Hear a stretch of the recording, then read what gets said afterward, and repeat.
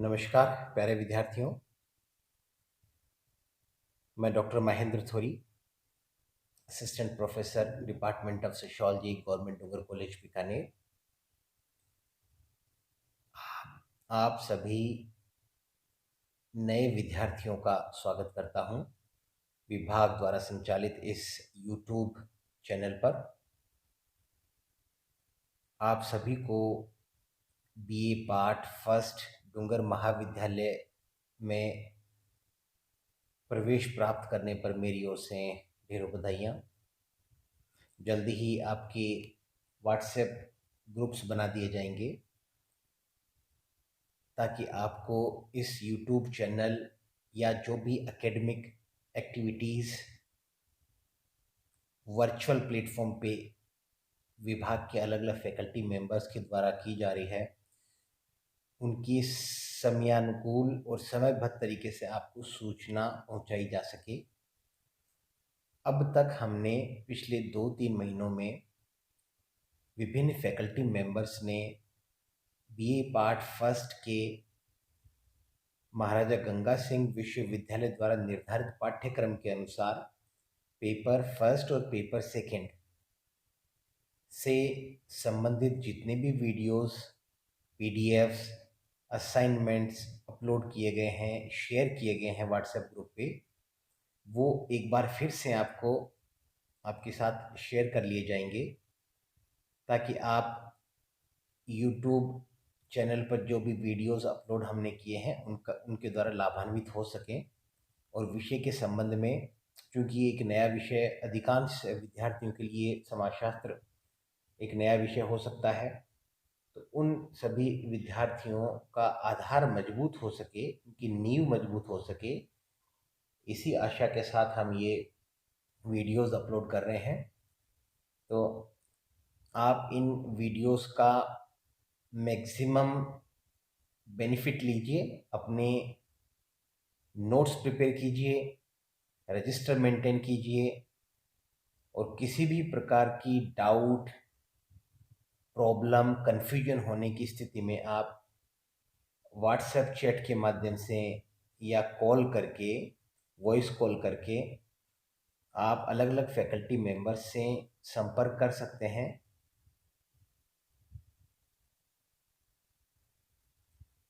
प्यारे विद्यार्थियों, BA part first का जो सेकंड पेपर है, सोशल एंथ्रोपोलॉजी, सामाजिक मानव शास्त्र, उसके संबंध में पहले के 7, 8, 9 वीडियोस में हमने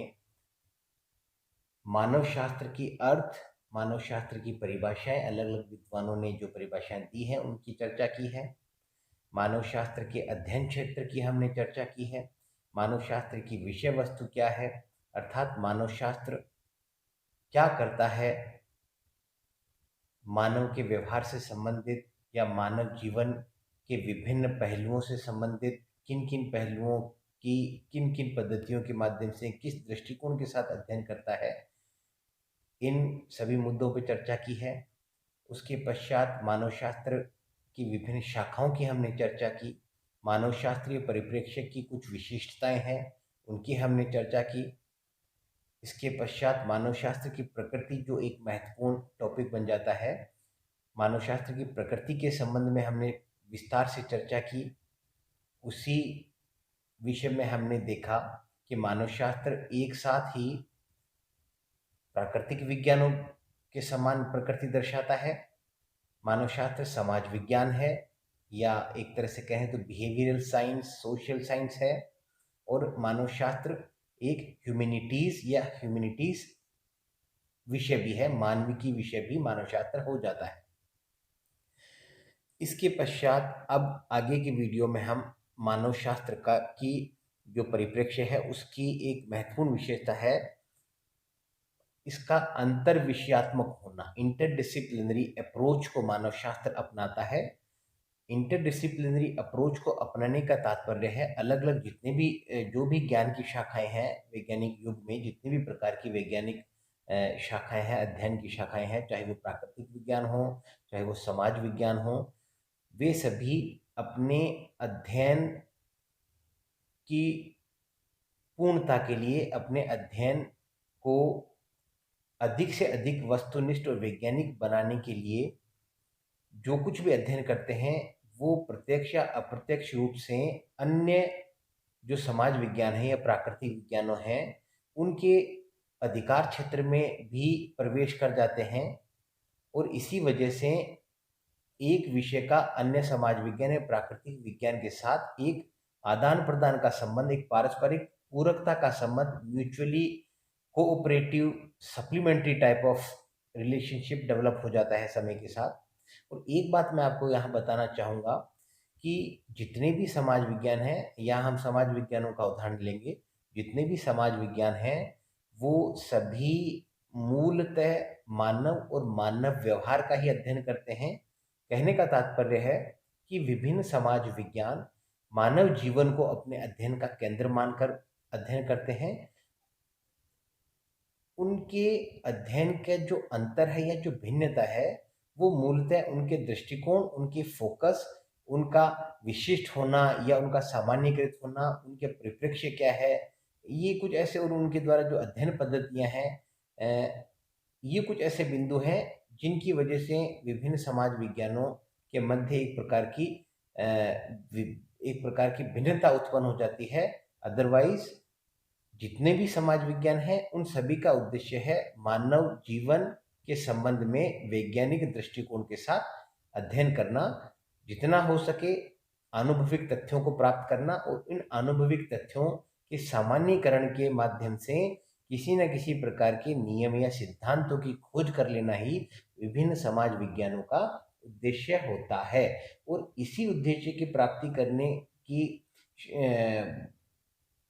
इस श्रृंखला में विभिन्न समाज विज्ञान एक दूसरे के नजदीक आ जाते हैं। विभिन्न समाज विज्ञानों के मध्य अवधारणात्मक योगदान, अवधारणात्मक आदान प्रदान, पद्धति शास्त्रीय आदान प्रदान, सैद्धांतिक आदान प्रदान और जो भी आनुभविक तथ्य हैं या सामग्री एक विषय जुटाता है, उस सामग्री का उपयोग अन्य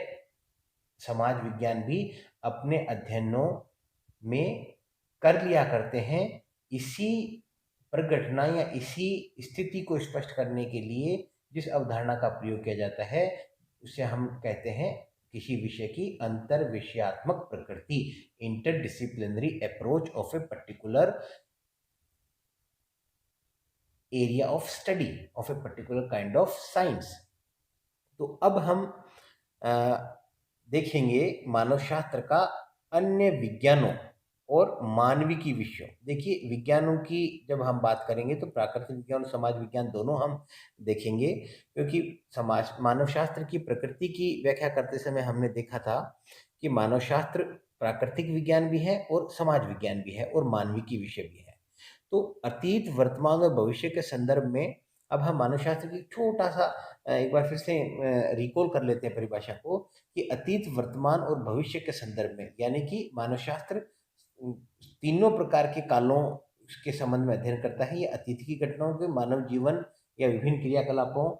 से संबंधित अतीत की घटनाओं, वर्तमान परिदृश्य क्या है मानव जीवन का, और भविष्य में मानव का जीवन या मानव के विभिन्न जो क्रियाकलाप के क्षेत्र हैं उनमें किस प्रकार के परिवर्तन आ सकते हैं या भविष्य में उनका क्या स्वरूप विकसित हो सकता है। इस संदर्भ में विभिन्न मानवशास्त्री अपने अध्ययन करते हैं वैज्ञानिक तरीके से। और आदिम व आधुनिक समाज सभ्यता स्तरों के संदर्भ में मानव की शारीरिक, जैविक, सामाजिक, सांस्कृतिक जीवन दशाओं, क्रिया क्षेत्रों और अनुभवों का उनकी संपूर्णता समग्रता में अध्ययन करने की आवश्यकता ने ही मानवशास्त्र की अंतर विषयात्मक प्रकृति को जन्म दिया है। अर्थात मानवशास्त्र का उद्देश्य है मानव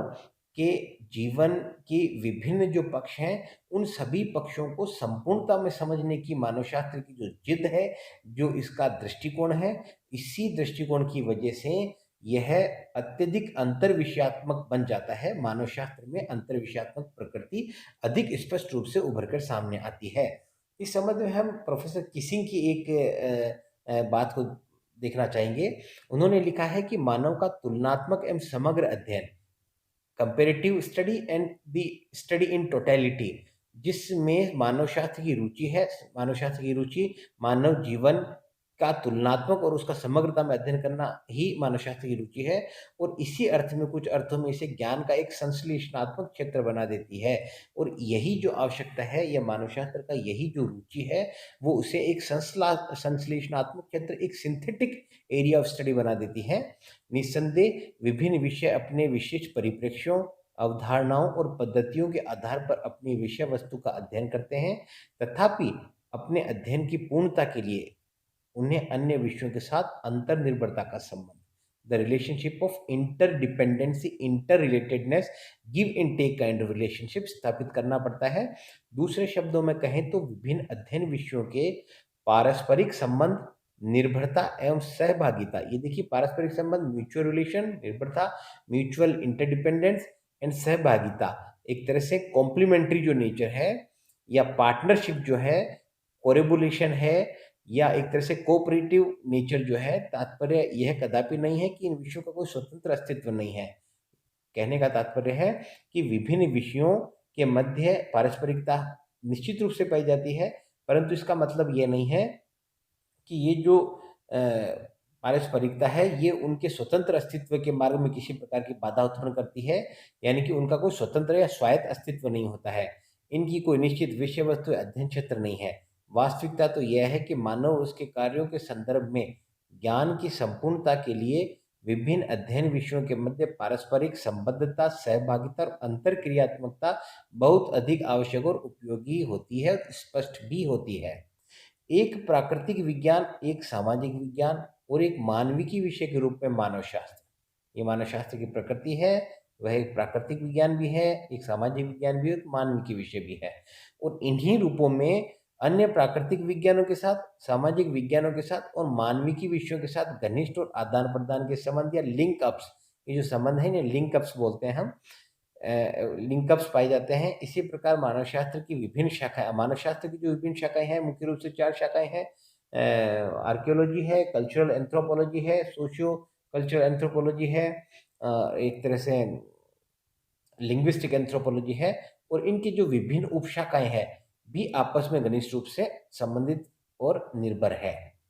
प्राणी जगत के एक सदस्य के रूप में अतीत और वर्तमान के मानव की शारीरिक विशेषताओं और जैविकीय लक्षणों का व्यवस्थित अध्ययन शारीरिक मानवशास्त्र या मानव जीव शास्त्र यानी कि फिजिकल एंथ्रोपोलॉजी या ह्यूमन बायोलॉजी के अंतर्गत हम करते हैं। मानव की विभिन्न जो शारीरिक विशेषताएं, शारीरिक लक्षण है, इन विशेषताओं का जो पूरे दुनिया में जो एक तरह से वेरिएंस है, सिमिलरिटी है या एक तरह से म्यूटेशन है या जो डिस्ट्रीब्यूशन है, रेशियल स्टॉक्स की आइडेंटिफिकेशन के बारे में जो भी अध्ययन है, वे सभी फिजिकल एंथ्रोपोलॉजी या ह्यूमन बायोलॉजी के क्षेत्र के अंतर्गत आते हैं। और सामाजिक सांस्कृतिक प्राणी के रूप में आदिम और आधुनिक मानव की सामाजिक सांस्कृतिक दशाओं का व्यवस्थित अध्ययन सांस्कृतिक मानवशास्त्र, जिसे आजकल अधिक लोकप्रिय रूप में सामाजिक सांस्कृतिक मानवशास्त्र कहा जाता है, के अंतर्गत किया जाता है। यानी कि मानवशास्त्र को मोटे रूप से 2 भागों में हम देखते हैं, एक बायोलॉजी के लिए फिजिकल एंथ्रोपोलॉजी, दूसरा सोशल कल्चरल एंथ्रोपोलॉजी।